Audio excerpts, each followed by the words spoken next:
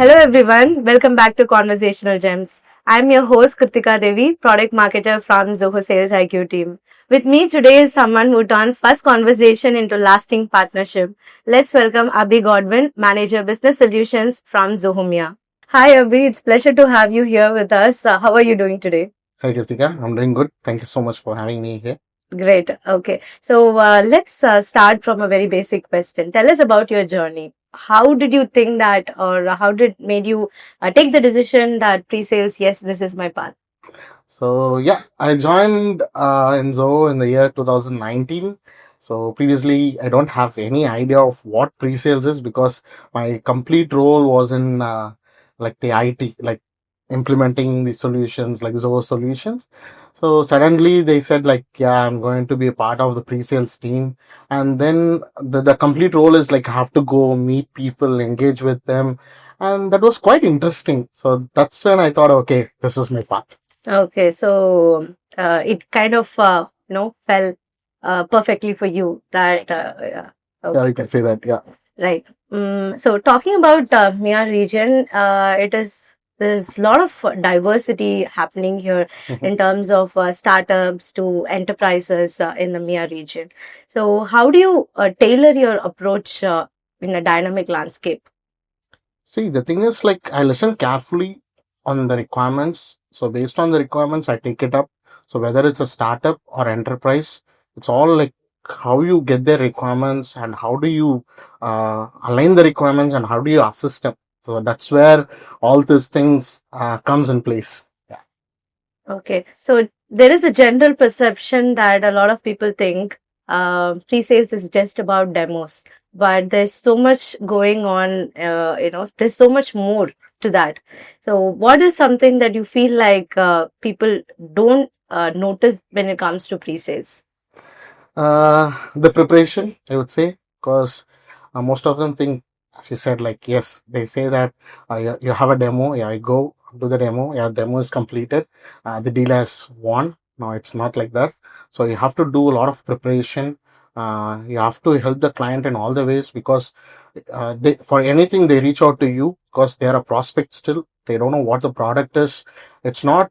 It doesn't complete in one demo, single demo. Like you have to have frequent follow-ups, you have to assist them, you have to showcase the product, all these things you have to do like back and forth, back and forth, back and forth. This is how it goes. So in the front end people say, yeah, it's just a demo, but in the back end we work a lot to convert like a prospect to a customer. Okay, so basically, there's so much, lot of preparation at the behind the scenes before a demo. Obviously, yes, like as I said, like yeah, when we had the conversation, like when you arrange the puzzles, right? Like when you see the completed one, people say that, oh, it's completed. Yeah, but they don't know like how hard how hard it is to align all the Complete the puzzles, puzzle. complete the puzzles. Yeah, Okay. there are so much blocks. You have to find the right piece. So a lot of things. Yeah. True, true. Okay, so when you go for a demo, no, usually there is not, you cater to a lot of different people from the C-suites to different stakeholders that would be involved there. How do you take that approach in terms of demo there? See, for the C-suite, it's all about like for them, they want to see the overview of the company. Yeah. So they want to have reports, the dashboards, the strategy. Okay. We talk about more on the strategic part. And when it comes to the users, they have to know how the system is like user friendly. Yeah. Whether the system is like for them, is it easy to use? So that's where like we talk their language. Yeah. Okay. So if you can sum up your experience in pre-sales in one emoji or one word, what would it be? It would be the bridge. Okay. Yeah. So it's all about like connecting the dots and also like assisting them. Okay. So the bridge is the one which connects both like the customer and also us and also the solution.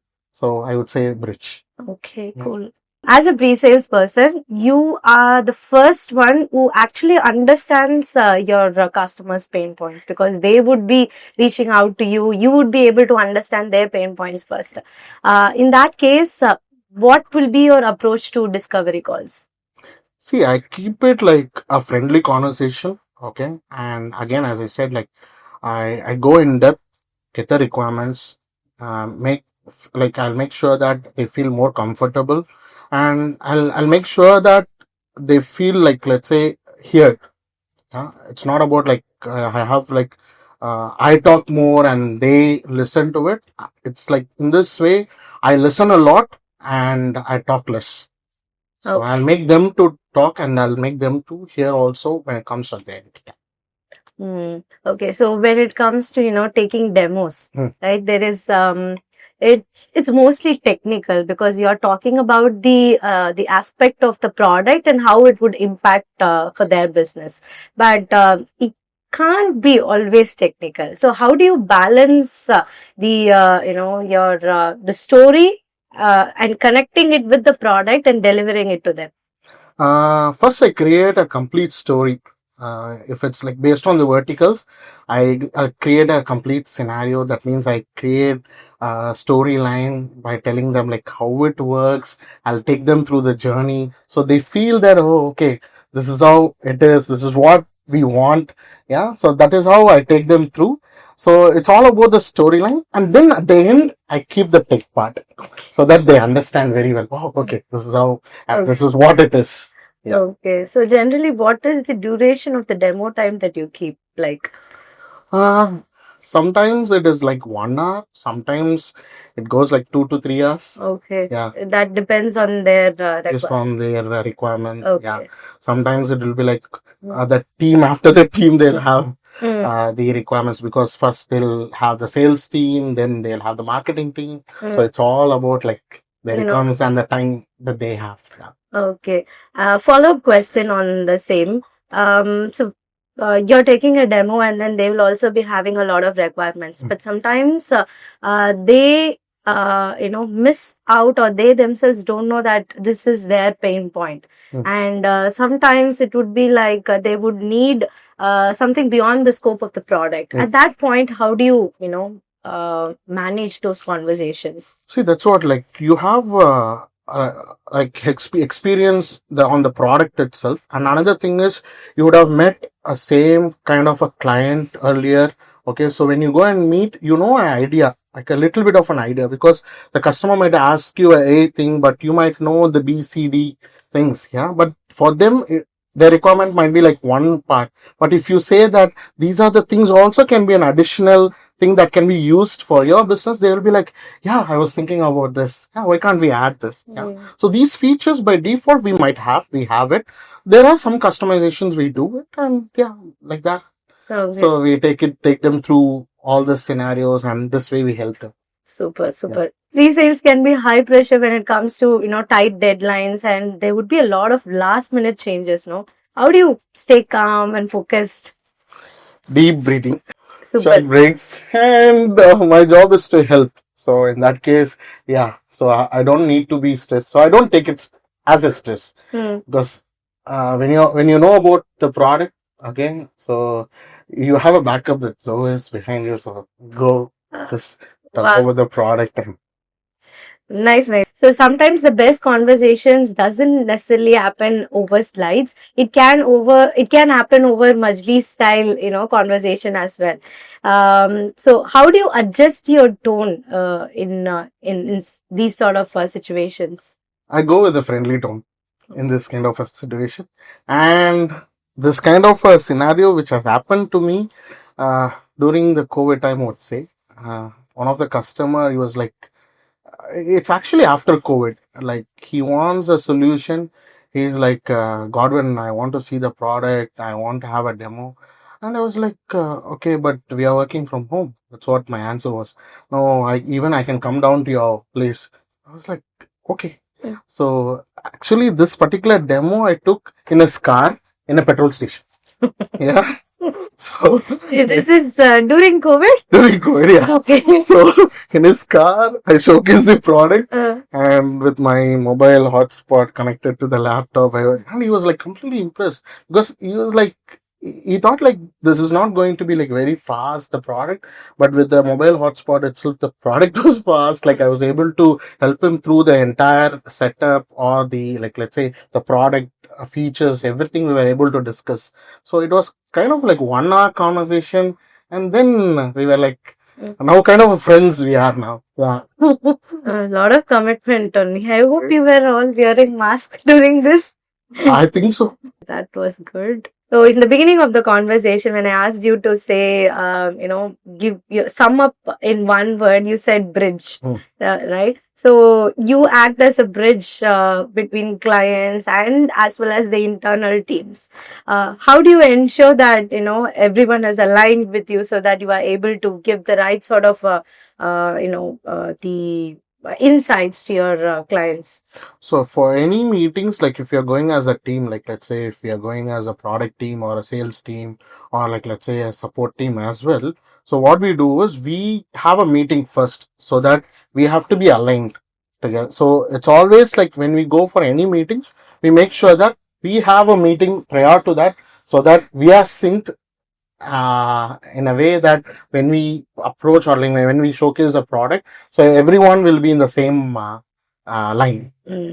Okay, so internal meeting first before. Exactly. Okay, good. So in the MEA, so especially in the Middle East, Ramadan is a very big season that comes. But in that season, the way they do business also changes. There might be a lot of what they usually do kind of changes because of their prayer time and everything. So how do you, approach them during this Ramadan season? So actually we slow down, we don't rush. And during Ramadan, it's already like if you see the entire season will be like very slow because most of them will be fasting and most of them start late. And also we have only limited hours. So based on that, we'll take it forward. Yeah. Okay, right. So with platforms like Zoho, we offer a variety of solutions. So there comes this feature trap that sometimes happens. So how do you stay out of that for your clients? See, I always go back to their pain points. Okay, so if there is a feature which is not available, you have to know that to say that it is not, and what is the alternative way, like let's say what is the other way that can cater the business. So that's what, like in my case, what I will say is I generally don't push any solutions. I will say that if it is there, yes; if it is no, no. Okay. Yeah. You keep it very transparent. Yeah. So that is what we follow, right? Okay, yeah, complete transparency. Exactly. Okay, so in this region where Vasta, that is the relationships and referrals often drive the first call, how do you ensure that credibility over your during the pre-sales process? See, again, you have to listen very well of their requirements. Then only they feel that you are genuine. Okay, and in terms of the relationship, for example, let's say somebody might have given your contact based on the prior experience that you had with your client. Yeah, for example, let's say I got a lot of clients like used to call me saying that Godwin, your number was given to me by one of my friend or one of the other company which I was working, or likewise I've got like so many clients, because you had that relationship, you're genuine, you're telling everything openly, you're very transparent, so this gives you more credibility. Okay, so this how like you have a proper relationship, and yes, that's how it goes. Okay, so how do you measure success in your role apart from the win rates that you get? So for example, yeah, when a client says you made this clear for us, that feels like success. So that's what it is. And I felt very successful when I had, I think in the year 2022, I believe, I went to a client place. I had like a couple of meetings with them. I helped their entire team, and it was a local company. And you won't believe that suddenly the owner of the company asked my Emirates ID. I gave the Emirates ID, and he wrote a check for me, like Okay. for like around 500 dirhams, I would say. And still, I have the check. So I feel that, like, because when you help, when you go in depth, guide your customers, you get like, so for me, it's not about the money, it's about like the success. So you got to check, right? So still, I have it in my diary. So I feel like very proud. That's kind of a proud moment, I would say. Yeah. Okay, you are able to create that trust factor that client, and it showed. Because in a place where most of them feel like, oh, okay, why I have to pay this much or why I have to give you. There they were, he was like, suddenly wrote a check and I was like quite surprised. Oh my God, this happens. Uh, Likewise, like, yeah, I've done a lot of this to my customers and yeah. So, I think you have given that right value to that client for them to, appreciate you like that. exactly, yeah. Yeah. So let's talk tech. Okay. What is your go-to Zoho product that you, use to wow your clients? See, I cannot say like one product or You can say multiple products. yeah, there is multiple products when it comes to war products because if I say like CRM is one of the product because when it comes to C-suite customers, I open up the CRM application. I just show them the dashboard itself. So when you see the dashboard for them, it will like, oh, you get these kind of reports, these kind of funnels, all these things are there. And then when it comes to, for example, let's say marketing people, yeah, for them day in day out is like to have all the emails sent out. For them, the emails should be like easier. The newsletters, we have the newsletter templates. And then when it comes to, again, for the marketing people, we have the sales IQ, wherein you'll be able to manage the visitor tracking. You'll be able to see like, and the good thing is like, what I'll do is I'll open up the website. I'll also open up the sales IQ. And like when you log in itself automatically slow, all your pin comes and sits Yeah. also into the thing. Yeah. So this all like one of a thing that impresses the client. Yeah. So that is one thing. And that is also a wow factor for me. And other products like books, projects. So if I say like it'll go You will yes, talk about all the all fitness products. maybe yes. Okay. With the AI in the bus, a lot of businesses wants to utilize it. But when you deep dive into it, they might be like first time adopters to, first time digital adopters. So how do you approach them and, how do you help them, understand the market here? See, first I cheer they move forward. Yeah. So, and again, the thing is like, I'll tell them to go on a face by face approach, not to dump it. Like, let's say you don't need to go as a whole and they should not get overwhelmed. Yeah. So I always tell them go on a step by step approach. Okay. So start with first few products and then go with the next one so that they are not overwhelmed. Yeah. Okay. Yes, that's a good approach. Some clients want everything, customized, and while others would want like the plug and play. Yeah. How do you tell them that, this can be done? Or how do you balance it out for them? So first of all, like again, we take the complete requirements. We tell them that what we have first. So based on that, we'll say whether they have to customize or not. So it is not that, for example, customer might come and say that, okay, I want a customized solution. We say that, okay, whether they have to customize or not. Yeah. So in that case itself, for example, if they want a lead management, for them, they don't need to customize it because it's already there. So that's how we take it forward. Yeah. Okay, right. There is a growing interest in privacy in the MEA region. So, how do you address their concerns when it comes to privacy? See, in terms of data protection and privacy, again, our product is very good in it. Okay, in terms of data privacy, and we also clearly say that where our data is hosted. But for now, yes, we are going to have our data center in UAE itself. So in this case, we tell them that all the data are stored in our own data center, and we share all the details about the security and privacy concerns and about the data. We make it everything clear and we make it everything transparent. Okay. You have been here and been working in pre-sales for some time. What is one trend that you have seen and you think it will be useful or, going forward, this is going to change or something like that? What is that one insight that you have been seeing? Interactive demos. Interactive demos. Okay. Yeah. So you should have a proper conversational way of approach, not rather than they just listen, you show the product and you come back. So it's always about like get the requirements, share your feedback, they share their feedback, and it has to be a more interactive one. So that's what I would say. Like Okay, so interactive in you mean like real time when you're actually taking the demo. Okay. True. Yeah. Okay, so nice. What advice would you give if someone is starting the pre-sales role now? When it comes to pre-sales, like I always tell them that make sure, like to my peers, I always tell them make sure that listen carefully, okay, listen to their requirements, make sure that they don't go clueless, okay, guide them in a way that they are satisfied. So, it's not about the client, it's not about the sales, it's about the customer, it's about the product, because they have believed in you and they have come to you. Yeah. So make sure that you give them the full confidence. Yeah.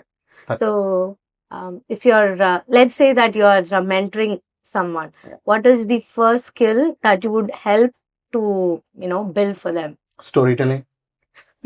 Okay. So that would be the first thing. So I'll tell them like how to talk about a product, because when you go and meet like anyone, because most of them, like as we had a conversation, most of them doesn't know what an app is, okay, what it does. So when you tell them in their own language, they understand. So it has to be a proper storytelling. So this will boost the confidence in you and also the customer. Okay, great. If you, let's say that you're writing a book on pre-sales, right? What would be the name of the first chapter? Listen deeply, pitch lightly. Listen deeply, pitch lightly. Nice. Okay, so what excites you the most about the future of pre-sales? Like you mentioned, one thing is that the interactive demos, but how do you foresee the entire, pre-sales set going to change? See, actually, we are moving from just demoing the products and we are giving solutions to the customer. So if you ask me now, we are not like pre-sales consultant, we are a business solutions consultant. We provide solutions. So that's why so our feature is. So we want to be a consultant to our customers. We want to be a proper solutions consultant. Super. Wow. Okay. So that's it about the questions that I had for you. Now we'll move on to the gamification part. So the first game is called the pre-sales pitch. I will give you a word and then you give me a line, a sales pitch line on how you're going to pitch that particular, term. Okay. The first is Zoho SalesIQ. Turn your website visitors into a real-time conversation. Turn your website visitors into real-time conversation. Okay, super. Okay, now is Zoho CRM. The place where you can find all your customer information. Next is Zoho Creator. A tool where you can build any of the application.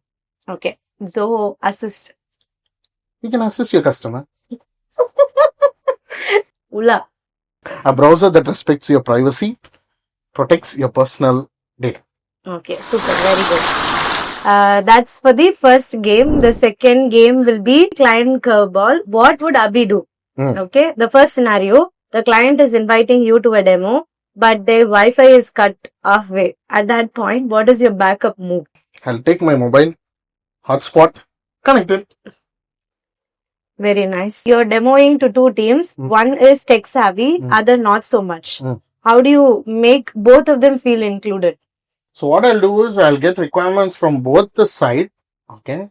So based on their language, I'll convey the message. And based on when I convert a message on the language which a tech savvy, like let's say the people doesn't understand about a product, then based on that, the tech savvy also will understand the product. So that way I'll approach. Nice approach. Okay.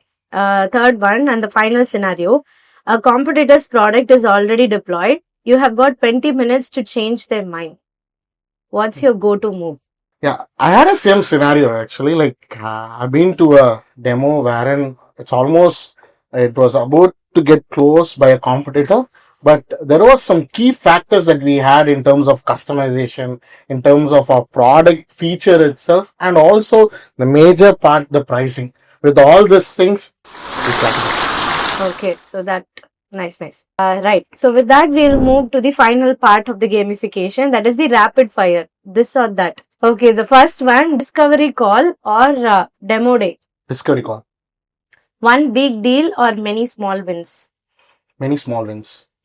Live pitch or recorded walkthrough? Live pitch. Collaborative sale or solo pitch? Collaborative sale. Collaborative sale, okay. Technical deep dive or big picture strategy? Technical deep dive. Okay, super. So, Abhi, that was such a wonderful and fun conversation that I had with you. Thank you so much for sharing your learnings and an experience with me. Before we sign off, what is one philosophy that you live by? Thank you so much. My philosophy is serve first, sell later. So that is the philosophy that I have, and I live by it. Okay, super. Thank you. Thank you so much, Abhi.